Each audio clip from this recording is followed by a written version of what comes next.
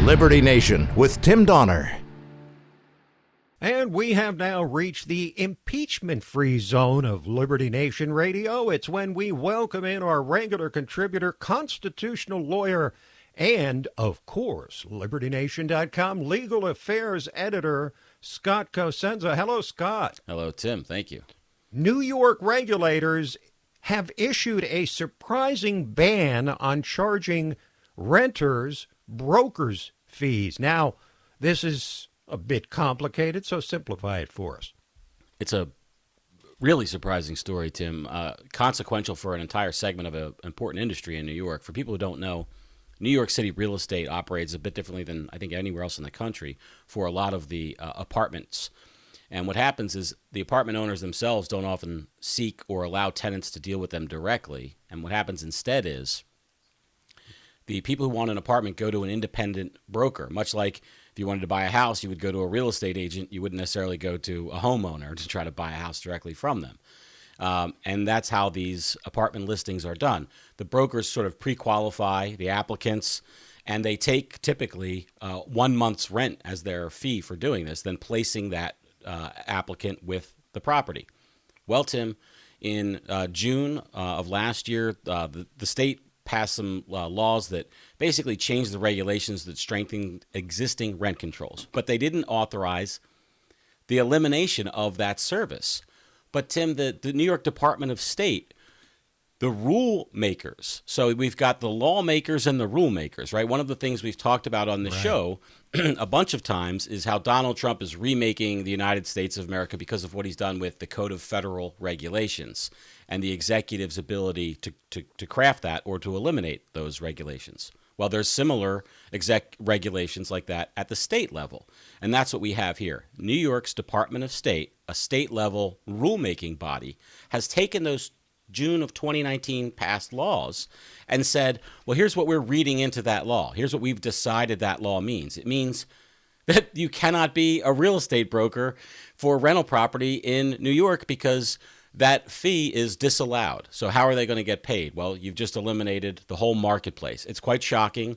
There are many people who make their living doing this work, and many apartment people who, use this service. By the way, plenty of New Yorkers loathe this service, and that's, I think, why it's been eliminated, because they see it as, feeding off people who are in need of an apartment or whatever, but it's quite shocking.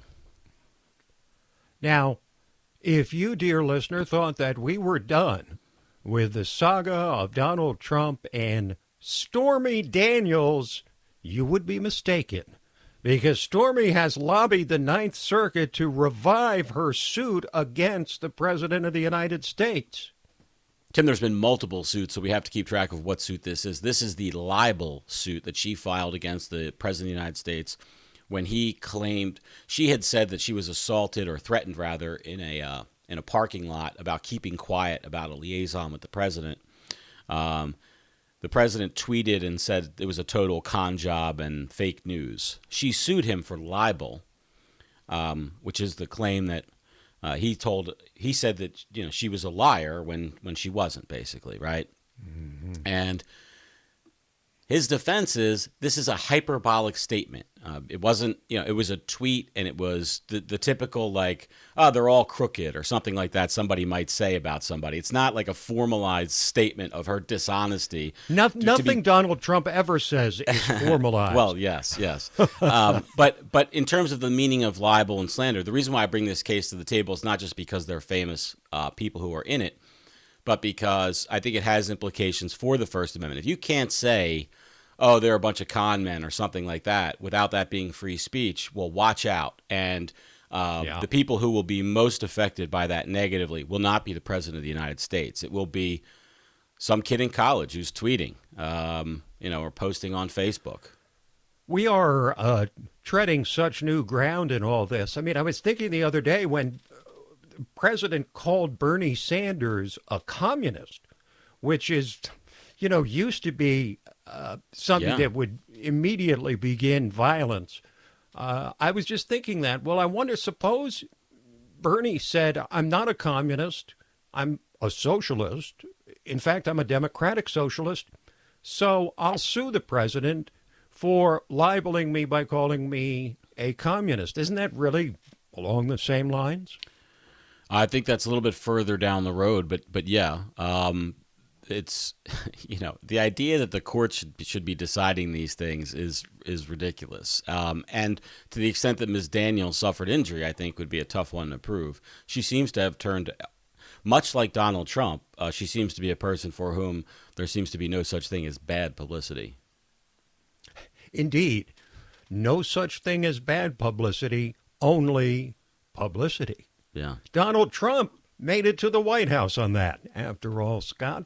Now, undercover cops hired 118 handymen down in Hillsborough County, Florida, then arrested them all for not having licenses.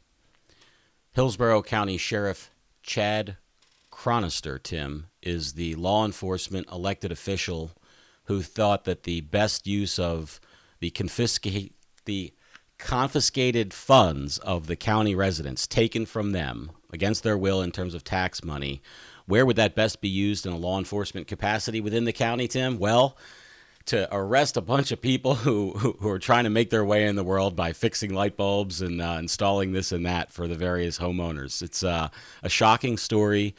So many people, both in terms of the residents and the people who are trying to, make a buck by serving them, are impacted negatively by this kind of a thing. And it's just one of these discriminations. The state of Florida has said, we're going to discriminate for you against anybody who doesn't have some kind of certificate that we issue. And people should be free, Tim, to work or not based on their own, assertions of their value. This isn't a case about fraud. We're not talking about people who've said, I'm a master tile layer with 40 years experience, and it turns out they have none. We're not talking about that. We're just talking about people who don't have the government certification to do that work. This just strikes me as another iteration of the same argument about taxis versus Ubers, and Ubers shouldn't be allowed to exist because they're not licensed, because the state hasn't sanctioned them, and they have done that with taxi drivers. Isn't it really the same argument here?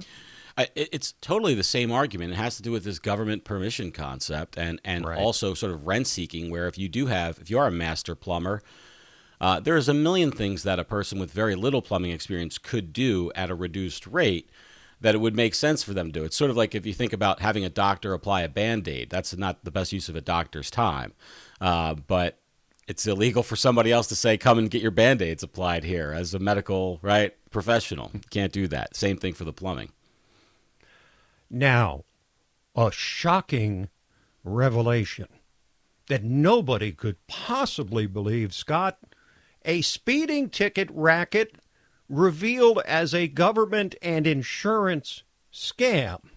Say it ain't so. Yeah, Tim, this is the Governor's Highway Safety Association in league with the Insurance Institute for Highway Safety. And they give grants.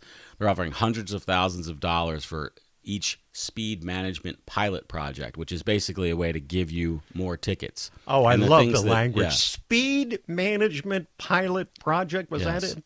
Oh, I love that. Love that. And what happens is that the insurance companies make a lot of money by seeing that more speeding tickets are given, because then they can levy basically a tax on people's policies for speeding. And so they want to see more and more speeding tickets written. That's their goal. And so they commission these studies which indicate that there's a safety benefit from it, and then they get the grants, and then pretty soon that money, those hundreds of thousands of dollars, that's not a gift to him. That's an investment in their future income. That's why it was made. I mean, these insurance companies aren't charities, So, Tim, when the people see the headline in their local paper about how the department is proud to accept the grant from the Insurance Institute for Highway Safety, they should realize that's a grant to take money from their pocket and give it to both the municipality and the insurance company. Well, I kind of lied, Scott, about not talking about impeachment. I have to mention the word once here, because immediately after the impeachment acquittal, Senate Majority Leader Mitch McConnell filed cloture on more judges to remake the judiciary. And that's the word, isn't it? Remaking the judiciary, because Trump has certainly done that. Oh, yeah. So President Obama appointed 55 circuit judges in 8 years. So far, Trump has 50 in his 3 years in office, okay? Wow. So that's the rate. And guess what? It's 5 judges that McConnell has teed up to go. I think it's this week or next. And guess what? The process has been streamlined. There would be some charade where the Democrats would try to block it, and then there would be some other move. But that would take a long time in terms of days or hours or weeks. But that has now been streamlined. So it sounds like if Donald Trump gets a second term, Scott, that he would, by the time his 8 years are over, will have had a much larger impact on the judiciary writ large than Obama did in his 8 years. Tim, I think that by the end of the second term, I'm going to be appointed a federal judge if that keeps up. On that uplifting note, thank you, Scott. Thanks. This program, Liberty Nation Radio and LibertyNation.com's own podcasts, The Uprising, hosted by Scott and The Rabbit Hole, Politics and Prose, where past is prologue. All available on demand at LibertyNation.com and from fine podcast providers everywhere.